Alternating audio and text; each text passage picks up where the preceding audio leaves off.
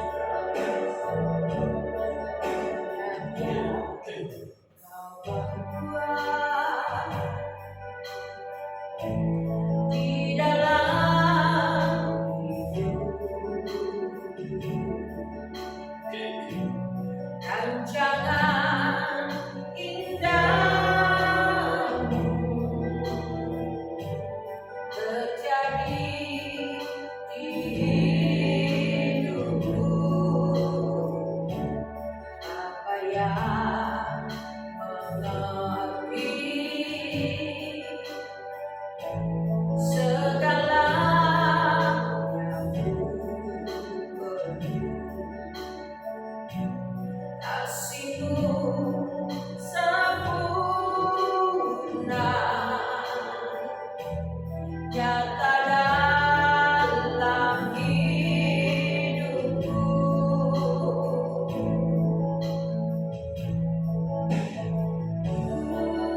Bapa, ku bersyukur Tuhan buat kasih setiamu di dalam hidupku. Ku bersyukur, ku bersyukur, ku bersyukur Bapa, ku bersyukur Tuhan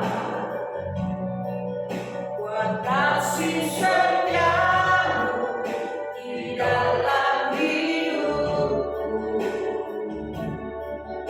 Ku bersyukur,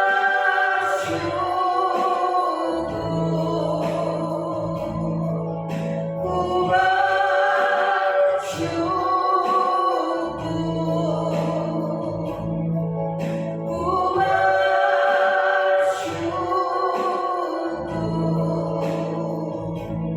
Tuhan.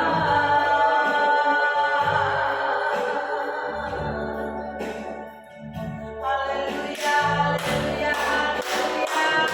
Oh, terima kasih Tuhan. Terima kasih Yesus. Terima kasih Roh Kudus. Terima kasih Bapa. Terima kasih. Kami bersyukur Tuhan. Kami bersyukur untuk kasih setiamu, untuk anugerah-Mu Tuhan, untuk segala kebaikan-Mu.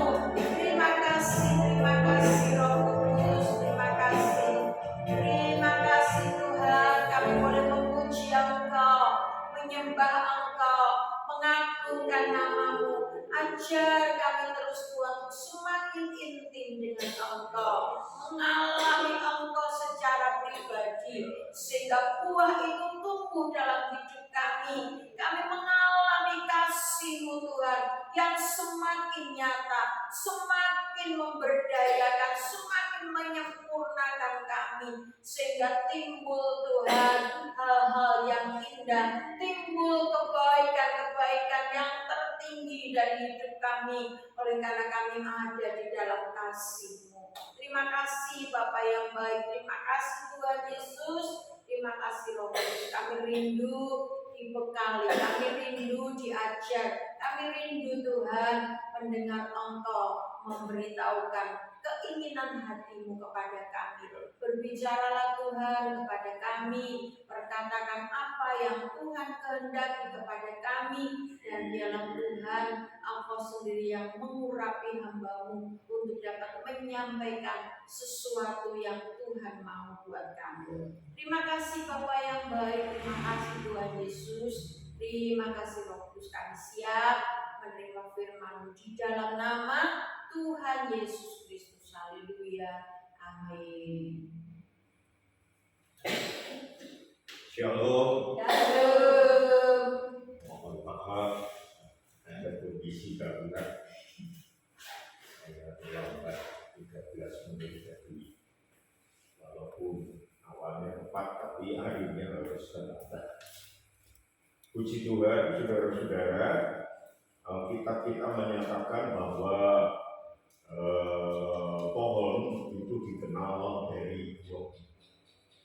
Nah, kalau kita sedang berbicara tentang hadirat Tuhan yang memberdayakan dalam hubungannya dengan buah atau karakter sifat, maka itu berarti pohonnya itu, pokok anggurnya adalah Tuhan Yesus, kita caranya, lalu buahnya itu menggambarkan watak asli dari pohon. Dan itu tidak bisa direkayasa, tidak bisa dengan hasil ilmu pengetahuan lalu direkayasa. Sekarang botani atau ilmu tumbuh-tumbuhan banyak rekayasa, semangka tanpa biji, Kemarin saya ditunjuki istri saya dan menarik, kepingin sih sebetulnya mencoba. Saya tidak mendengar jelas uraiannya, tetapi pisang itu bisa direkayasa. Saudara-saudara, saya hanya melihat film sebentar, ada buah pisang satu terus dimasuki biji-biji terong, ya, gitu ya. Terus kemudian tumbuh pohon terong dari buah pisang. Pisang itu, buah pisang. Dan yang saya terus terang kagum dan gumun, saudara, keluarnya dari pohon terong itu buah pisang. Jadi penjelasannya kita tidak perlu punya pohon pisang yang gede-gede, ya, tetapi bisa bentuknya pendek kayak terong begitu, tapi buahnya pisang. Dan dimakan. Ya kita nggak tahu rasanya kayak apa, tapi dimakan dan orang itu ngomong itu rasa pisang. Itu rekayasa, bisa. Tetapi buah roh, karakter dari Tuhan itu bukan rekayasa, itu asli, saudara. Nah oleh karena itu kalau kita terus-menerus mengalami hadirat Tuhan, perjumpaan dengan Tuhan, cara terus melekat pada pokok anggur yang benar, lalu kita dapat makanan rohani dari akar yang menghisap dari sumber tanahnya yang paling dalam, maka keluarnya buah seperti pohonnya. Pohon mangga, buahnya mangga. Kita tahu itu buah mangga, itu pohon mangga dari buahnya. Orang akan kenal kita itu orang Kristen dari buahnya. Nah buahnya apa? Ini buah roh. Kemarin kita sudah mencoba menambah sedikit penjelasan dari D.A. Group. Buah atau karakter. Kalau saya mengatakan buah pertama, buah kedua, nanti salah. Karena Alkitab berkata itu buah tunggal, bukan buah-buah. Kalau buah-buah bisa buah kasih, buah sukacita, gitu ya, banyak buah. Tapi itu cuma buah tunggal. Nah, buah itu berbicara tentang karakter. Sehingga saya lebih tepat menyampaikan tentang sifat atau karakter. Kalau karakter atau sifat berarti di dalam satu orang itu bisa beberapa sifat, tapi orangnya satu. Ya, kasih kita sudah belajar kemarin. Sekarang kita baca saja lebih dahulu Galatia 5 sebagai ayat dasarnya. Kita baca hanya yang berbicara tentang buah roh, ya, sampai ayat yang ditutup dengan kalimat tidak ada hukum yang menentang hal-hal itu. Galatia pasal 5 mungkin ayat 22 dan 23.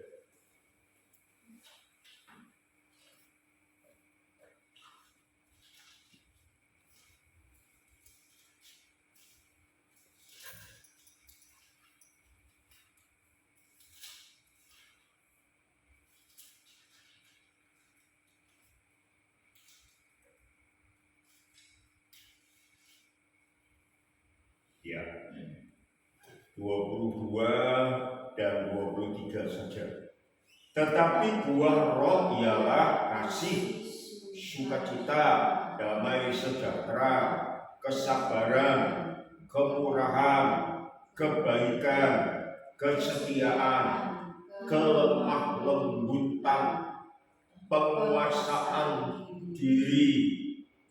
Tidak ada hukum yang menentang hal-hal itu. Kalau ada sifat yang dari buah roh ini, tidak ada hukum yang bisa melawannya. Kalau hidup kita itu sudah mengeluarkan karakter yang ada dalam buah roh itu, kita menghadapi hukum apa saja tidak bisa menentang karakter kita, tidak bisa mengalahkan karakter kita. Kalau kita punya kasih, saudara, orang mengikrik-ikrik kita. Kemarin kan kita sudah berkata, kasih itu adalah kebajikan tertinggi. Orang berbuat jahat kayak apapun, kita dengan buah kasih itu, karakter kasih itu akan selalu memberi yang terbaik kepada dia. Berarti hukum dosa yang menyerang kita, kejahatan yang menyerang kita, tidak bisa mengalahkan kasih. Tidak ada hukum yang menentang. Kalau kita punya itu, semua musuh hukum-hukum yang berusaha menjatuhkan kita nggak bisa mengalahkan kita. Ayo, aku kok apa semuanya? Nek kasih itu kuat menjadi karakter saya nggak bisa sampai terpancing terus mukul dia. Berarti kita kalah, loh. Berarti hukum kemarahan itu sudah mengalahkan hukum kasih. Enggak bisa. Di situ disebutkan tidak ada hukum yang bisa menentangnya. Makanya saya tulis di dalam WA group, kita lebih dari pemenang. Kita bukan pecundang, tetapi pemenang. Tidak ada yang bisa mengalahkan. Itu hebatnya. Karena buah karakter berikutnya, saudara-saudara, yaitu sukacita. Sukacita ini adalah dasarnya pengalaman rohani. Jadi dasar utamanya pengalaman rohani, bukan karena dapat lotre 1 miliar. Wah, sukacita luar biasa. Bukan karena bersaing dengan orang lalu kita bisa menang. Lomba gitu ya, terus kita menang. Wah, sukacita. Memang itu otomatis secara dia bisa membuat kita sukacita. Saya tidak yakin ketika saudara dapat hadiah 1 miliar terus saudara nangis bergerung-gerung. Waduh, aku mau hadiah 1 miliar ya. Nah, itu beneran ya, pasti jingkrak ya kan? Tetapi sukacita ini bukan karena itu. Ketika kita menang dalam perlombaan, ya lomba PKK aja begitu menang,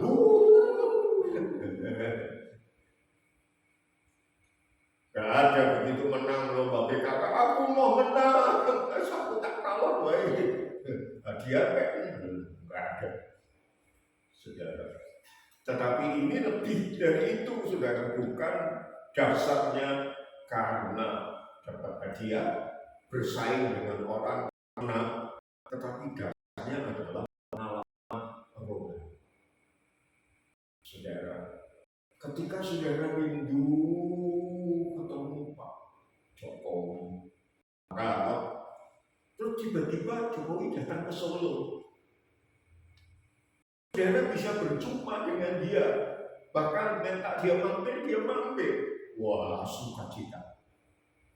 Karena dapat hadiah dari Jokowi, dia tidak kasih apa-apa.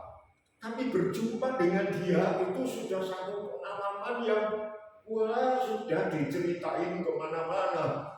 Ya, di foto Pak ya, foto jebret, terus dipasang gede di ruang tamu kita. Loh, aku ketemu Jokowi. Kalau saya ganti pakaian di Arjuna, wah, saya lihat tuh foto-foto Jokowi bersama dengan Pak Nar, sama dengan namanya Pak Lurah kita ya, Suparno. apa dengan namanya Suparno. Seneng di mana-mana diceritain penjahitnya presiden. Apalagi kita ketemu Yesus setiap saat, saudara-saudara. Jadi sukacitanya dari itu, saudara-saudara. Orang ada duit, sukacitanya orangnya. Ya, itu sukacita. Hubungan kita dengan Tuhan ya diekspresikan keluar, berasal dari kesadaran bahwa hidup kita digenggam dengan aman di telapak tangan Tuhan. Jadi itu, saudara-saudara, dasarnya. Nah, kalau dihubungkan kasih sukacita, maka itu adalah kasih yang penuh sukacita. Sukacita yang sangat mengasihi yang lain. Jadi begitu sukacita, eling wong liya, saudara, tetap ingin memberi yang terbaik dengan sukacita kita. Ada orang yang sukacita dipek dewi, ya. Tapi kasih sukacita ini berhubungan. Kasihnya adalah kasih yang bersukacita. Ada seorang pendeta yang berkata, sukacita itu adalah kasih yang menari-nari. Ya, kasih yang menari-nari. Jadi ketika kita ibadah, menunjukkan kasih kita kepada Tuhan, hadirat Tuhan itu kita alami dalam ibadah, ada perjumpaan, lalu hati kita melonjak sukacita.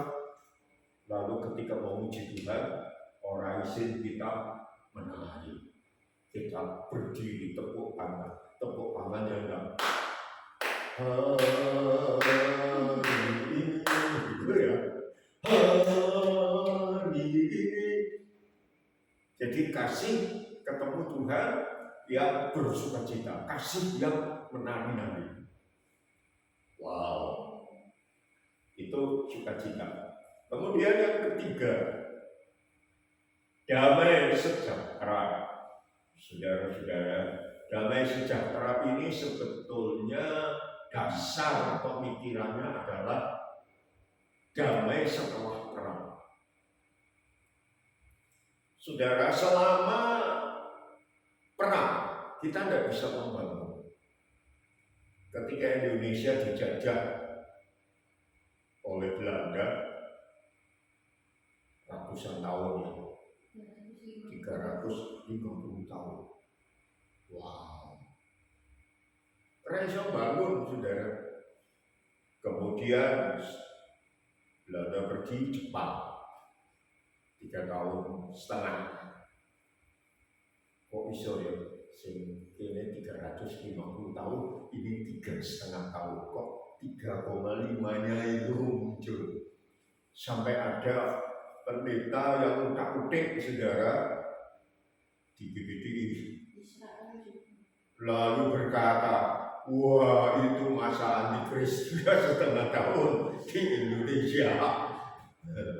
Terus dikaitkan nanti seperti itu. Wah, tak pikir di ilmu gaduk-gaduk ini. Tapi kita lihat, saudara, ketika perang tidak bisa bangun. Libanon, itu Timur Tengah, ketika perang Syria dan sebagainya, tidak bisa bangun. Nanti dibangun kena bom ya, jalan-jalan rusak, Ukraina sama Rusia. Tetapi ketika damai, baru bisa bangun. Saudara, kita seperti itu. Damai setelah perang. Dulu kita perang. Dulu kita dijajah oleh iblis, orang yang bangun. Saudara-saudara. Tetapi Tuhan Yesus sudah memerdekakan kita. Lalu memberi kita damai. Sehingga kita bisa pertama berdamai dengan Tuhan. Ya, yang kedua berdamai dengan sesama. Alkitab berkata, kalau bergantung kepadamu, usahakanlah berdamai dengan semua orang. Jadi sumber damai, penyebab damai itu harus kita. Kadang-kadang ada orang Kristen yang salah. Ada orang Kristen usia lanjut yang salah. Ketika ada selisih, ada konflik dengan orang muda, dengan anaknya, dengan cucunya, dengan adiknya, maka dia tak mau berdamai. Lalu ketika disuruh Pak, sing tuwa ngalah Pak, damai, ya, dia ngomong, iso sing nom ya harus minta maaf dulu sama aku lebih tua. Kristen salah sudah, karena Alkitab berkata kalau bergantung kepada kita yang harus berdamai. Kita sumber damai. Saudara-saudara, sumber damai itu mengeluarkan damai, tidak ada sesuatu lalu menyebabkan damai, tidak. Kena sesuatu lalu baru bisa damai. Disogok duit baru bisa damai. Bukan. Kita sumber damai. Karena apa? Sudah berdamai dengan Tuhan. Nah, sama seperti Tuhan sudah memperdamaikan kita dengan dirinya, sehingga kita bisa menghampiri Tuhan. Salah satu poin pertama, ciri gereja yang hidup itu kan mengalami kehadiran Tuhan yang memberdayakan. Berarti kita sudah bisa menikmati hadirat Tuhan kapan saja. Karena kenapa? Karena sudah damai. Kalau dulu nggak bisa. Ketika Adam jatuh dalam dosa, sebelum Adam jatuh dalam dosa, ketika Tuhan turun ke kamar Eden, iya dong, bisa ngomong. Tapi ketika mereka berdosa melawan perintah Tuhan, ketika langkah Tuhan didengar, Alkitab berkata Adam menyembunyikan diri, nggak bisa mengalami hadirat Tuhan, takut, delit. Kemarin waktu ke Temanggung dari Klaten kami lewat Jogja, jejak sarapan, saudara. Namanya soto delik. Klaten. Itu di Klaten. Klaten ya. Soto delik. Aku bilang mau cek kita apa burung delik. Soto delik tapi tempatnya di pinggir Jalan Raya. Nah, ada delik saudara. Kenapa? Karena takut, tidak ada damai. Tetapi ketika kita sudah didamaikan Tuhan, 2 atau 3 orang berkumpul dalam nama Tuhan, Tuhan ada di tengah-tengahnya. Kita lebih dari 3, lebih dari 2 atau 3. 2 Tuhan sudah hadir, 3 Tuhan hadir, apalagi sekarang kita 5. Wow, berarti Tuhan hadir. Sehingga kita selalu berhubungan dengan Tuhan, berdamai, dan itu menghasilkan pemberdayaan karakter kita. Saudara, ada pepatah yang berkata kalau engkau mau menjadi orang yang bijak, carilah kumpulan dengan orang-orang bijak. Kita ketularan pintar, kita ketularan bijak. Tapi kalau kamu mau jadi bajingan, kumpulan dengan bajingan-bajingan. Kita jadi bajingan. Tidak sedikit kan saudara ketika seorang baru terpaksa mencuri lalu masuk penjara, lalu di penjara kumpulannya penjuri, keluar dari penjara orang tambah apik, tapi itu ilmu.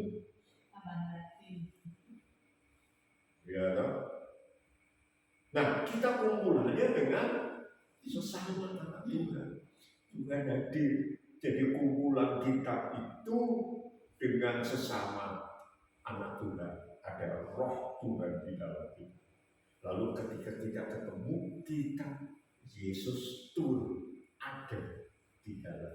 Berarti setiap saat kita selalu ketemu Tuhan. Sukacita muncul, kasih muncul, lalu damai. Bisa ketemu. Orang perlu beli. Nah, itu ide dasarnya kata damai sejahtera. Jadi kita sudah berdamai dengan Tuhan, kita sudah berdamai dengan sesama kita, dan yang ketiga tidak kalah pentingnya, sudah berdamai dengan diri. Kalau kita tidak bisa berdamai dengan diri kita, saudara, edan, ya kan, selalu bertentang, ya. Jadi kita jadi orang bingung. Sering lihat film enggak? Kalau orang sedang berkumpul itu terus digambarkan ketemu dengan kembarannya itu ya, terus ngomong-ngomong, ya. Pernah lihat itu? Jadi ngomong aku tuh jadi menolong dia, ojo. Nah, bertempur terus dirinya sendiri, tidak berdamai. Edan, mangan, ojo mangan, kok diracun, orang situ mangan.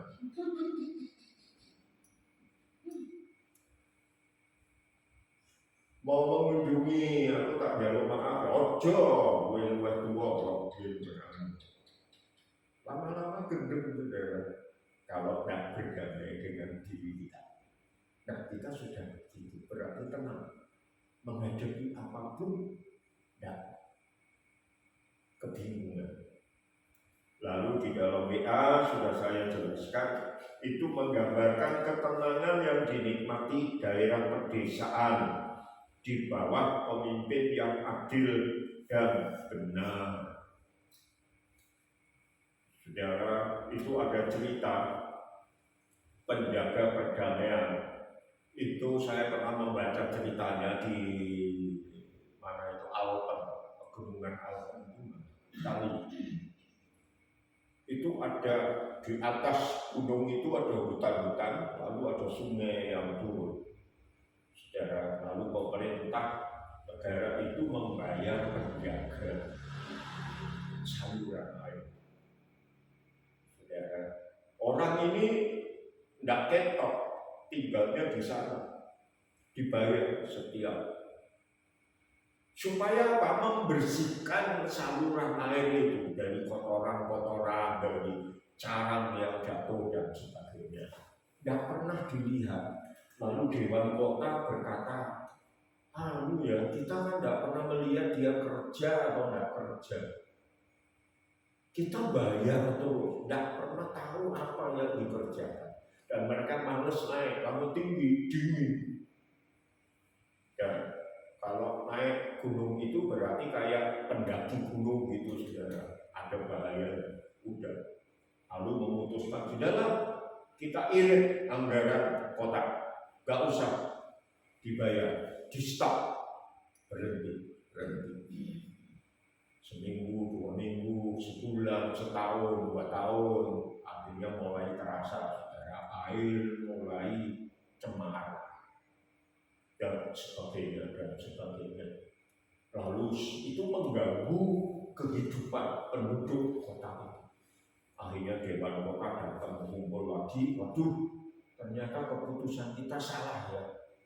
Ini karena di atas cemar, jadi turunnya cemar. Lalu dipanggil, jadi mereka tidak berani naik, dipanggil, turun, dibayar lagi, lalu kerja lagi. Penjaga sumber air, saudara, kita adalah penjaga perdamaian, penjaga sumber damai, penjaga. Kita tidak berjanji dengan Tuhan, tetapi kita mendapat kasih karunia Tuhan terus. Tuhan tahu, saudara butuh sesuatu, Dia lengkapi saudara. Kadang-kadang kita marah, aduh rasanya. Ketika kami menikah dan sebagian jemaat di Kudus tidak setuju, lalu bikin reaksi macam-macam. Saudara, di mimbar itu, saya orangnya tegas, saudara. Mereka berdoa di bawah, mereka kenal saya. Berdoa, Tuhan tolong kasih kesabaran itu, yang dulu. Saya sudah tidak terima, saudara. Tapi Tuhan berkata, Paulus, sahabatku, kamu ambil sikap seperti Daud ketika diberontak oleh Absalom, anaknya sendiri. Hanya karena firman Tuhan, saya tidak ngomong sampai akhirnya pindah ke sini. tidak membela diri, tidak apa. Saudara-saudara, dan saya punya rekamannya, saya punya apa itu rekaman yang ditulis itu, transkripnya. Saya dianggap punya 8 dosa yang semuanya itu kesimpulan. Wah, ini biasanya nggak terima. Ada seorang anak Tuhan yang telepon, Pak, itu ada 2, Pak. Bapak bisa tuntut ke pengadilan. 1, perbuatan yang tidak menyenangkan, itu bisa kena kurungan dan denda. Yang kedua, pencemaran nama baik. Kalau saya mau, jadi. Tapi Tuhan ingat itu. Lalu yang kedua, Tuhan nyatakan, jangan. Karena kalau kamu bergerak, gereja ini pecah. Dan saya tidak ingin gereja pecah. Roh Kudus yang memberi itu. Saudara, dan itu yang membuat saya sadar bahwa itu dihasilkan karena buah karakter damai sejahtera. Memberi tetap yang terbaik bagi orang, tetap ada sukacita. Ya, memang kata-kata Tuhan nggak ngomong sama artis. Kadang-kadang muncul itu juga jujur. Mereka tahu watak saya. Sampai ada jemaat kalau mau tidak terima sama saya, harus mau madep, mau selalu di jemaat yang lain berkata, gue mikir, kira-kira nak madep Pak Paulus bisa menang nggak? Nek bisa menang, maju. Tapi nek orang bisa menang, orang usah. Sampai segitu ya. Tetapi Paulus ini ketika di mimbar digitui, bisa tanya, saudara, itu karena Tuhan. Damai sejahtera. Saudara melakukan pekerjaan dengan baik. Lalu damai sejahtera itu artinya juga shalom. Saudara, shalom, kesadaran kuat bahwa waktu, kehidupan, dan hubungan kita berada dalam tangan Tuhan yang Maha Kuasa. Tidak gelisah karena waktu kita ada dalam genggaman tangan Tuhan. Kondisi hidup kita kayak apapun ada dalam kendali Tuhan. Nah, tidak gelisah sudah. Saya dikenal juga sebagai orang yang panikan. Aduh, iya. Tetapi setiap kali yang muncul kepanikan, saya mohon kendali dari Tuhan. Itu damai sejahtera. Jadi kita sudah punya 3 karakter. Ya, hari ini nanti saudara bisa ikuti WA saya kejar, sehingga nanti karakter ini kan 9, lalu seminggu kita akan cuma punya 7 hari. Ya, berarti ada yang harus dicepatkan supaya 9 bisa dimuat oleh 7. Jadi itu saudara, dan saya berdoa agar dalam doa pagi ini tiap hari kita bisa berdoa minta diberdayakan. Ya, paling enggak 1 hari 1 karakter, 1 hari 1 karakter dalam pengalaman. Karena itu komplit, ada buahnya komplit, rasanya 9 itu berarti masuk komplit. Ya, tinggal yang mau diungkapkan yang mana, dan itu sesuai kebutuhan saudara. Ketika ada orang nitik-nitik hati saudara untuk marah, minta buah kesabaran, buah kasih. Kita tidak berdaya, tapi buah itu membuat kita berdaya. hadirat Tuhan yang memberdayakan. Kapan saja kita merasa lemah dan berdaya, minta karakter Tuhan diberdayakan, muncul kasih. Jadi saudara, kok iso ya? Bisa, karena pokoknya Yesus Kristus. Yesus pokoknya. Kita caranya.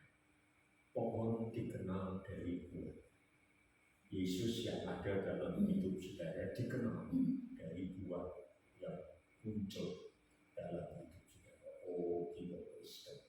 Oh, dia orang luar akan tahu saudara, di Kristen.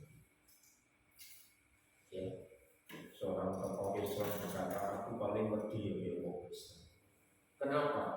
Dalam mereka dia apa-apa orang Malaysia. Cuma berdoa Bapa yang di surga, Bapa di surga, wedi ya. Apa kita balas? Apa kita mau perang? Enggak. Tapi membuat orang takut, membuat orang segan. Karena apa? Anak Bapak, ya, Bapak Esok, anak Esok, oh, ya. Bapak Esok, oh. Kita ditakuti disegani bukan karena keren, bukan karena wow, tapi justru karena Tuhan.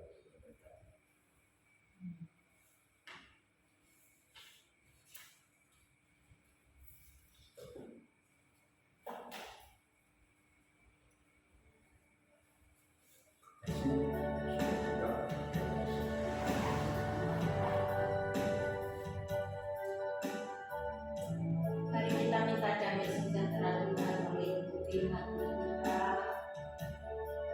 Damai sejahtera yang melampaui segala akal dan pikiran kita. Damai sejahtera yang membuat kita terus semakin dapat mengungkapkan kasih dan sukacita di tengah segala kondisi kehidupan. Damai sejahtera Tuhan boleh mengalir dan memenuhi dalam hidup kita.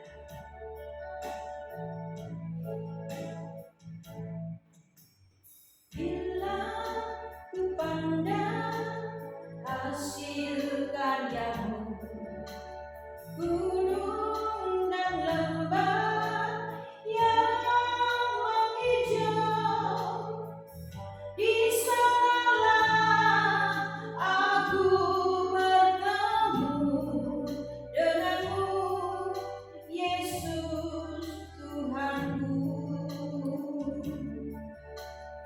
Hening dan sejuk sekelilingku, burung bernyanyi memuji Engkau.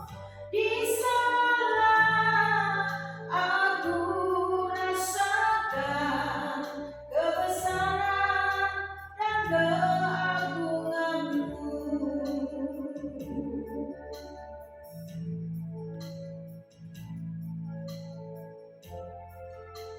Biar damai sejahteranya mengalir, memenuhi setiap hidup kita.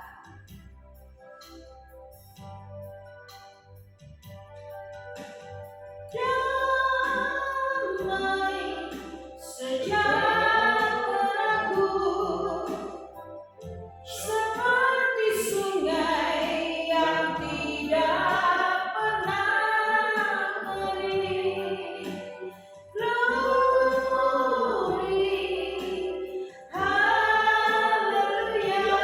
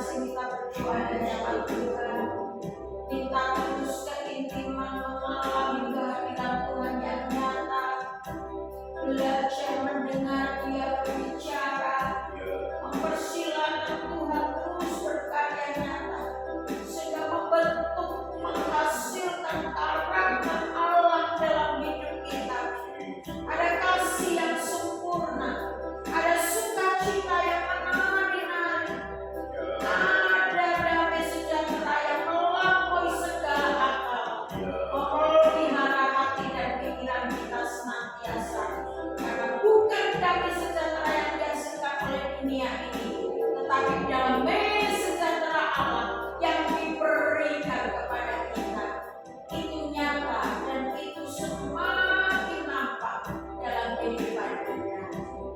Terima kasih Tuhan, terima kasih Bapa yang baik, terima kasih Roh Kudus untuk terus karakter dalam hidup hamba, untuk terus Tuhan semakin nyata, semakin indah, semakin Tuhan dialami oleh orang-orang yang ada sekeliling kami.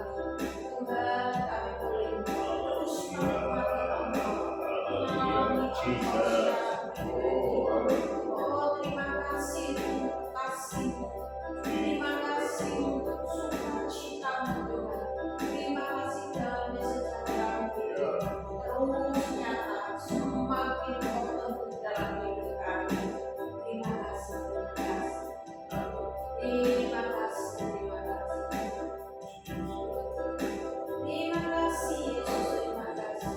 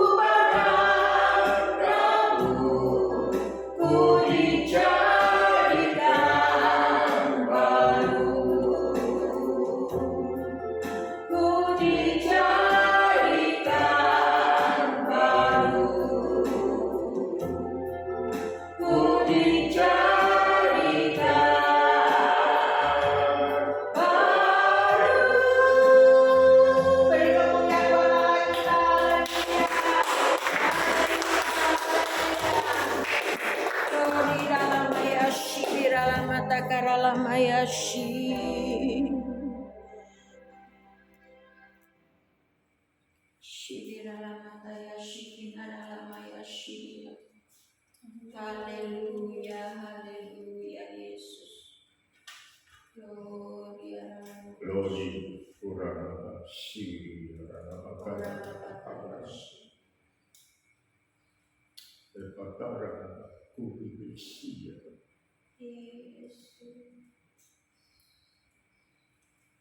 Yeni, Ibu Lydia, Ibu Radiun, Ruth dan Paulus.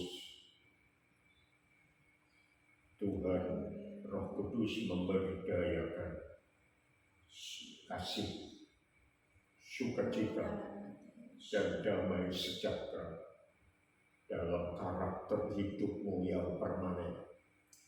Setiap hari terus menyumber dan mengalir, mempengaruhi seluruh hati, pikiran, tubuh, jiwa, dan rohmu untuk menyatakan kemuliaan-Mu. Amin. Sehingga tidak ada satu hukum pun yang menentangnya. Hukum dosa, hukum masalah, dan apapun yang menentang untuk mematahkan kehidupan yang memuliakan nama Tuhan akan dapat kau kalahkan. Karena firman Tuhan menyatakan buah roh yang menetap dan diberdayakan dalam hidupmu. Tidak ada satupun hukum yang dapat menentangnya. Kalian adalah pemenang, bukan pecundang. Masuki hari ini berkemenangan dan praktekkan setiap karakter hari lepas hari. Nama Tuhan dipermuliakan. Terimalah kasih karunia dan damai sejahtera dari Tuhan Yesus Kristus. Amin. Tuhan memberkati. Tuhan memberkati. Tuhan memberkati. Tuhan memberkati. Tuhan memberkati. Hai. Hai.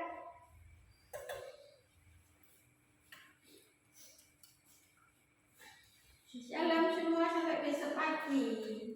Tuhan memberkati.